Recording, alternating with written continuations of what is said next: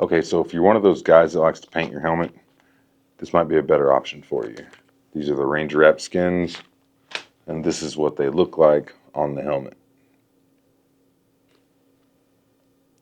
Now, let me show you how to install them. The first thing you're going to do before applying these skins is make sure that your helmet is nice and clean and free of debris, free of any kind of grease like fingerprints.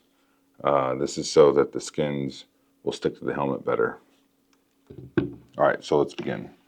So what I like to do before I install these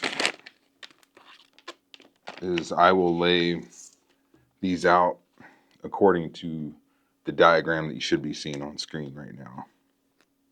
So this is going to help you just apply them to the helmet faster. You're going to take your number 1 piece, make sure it's oriented correctly.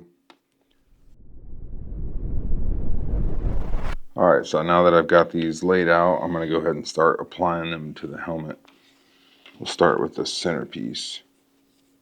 When you're trying to take this backing off, you want to be careful that you don't actually pull the adhesive off of the skin. If you do, just push it back together and then try again.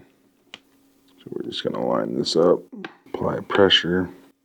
As you apply these, you can take these on and off and kind of shift them around to make them look better.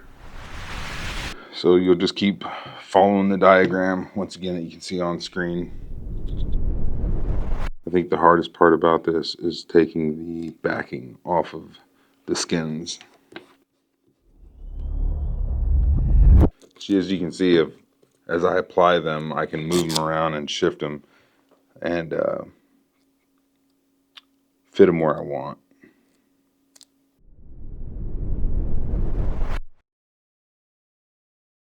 Okay, so that's how to install the Ranger Wrap skins.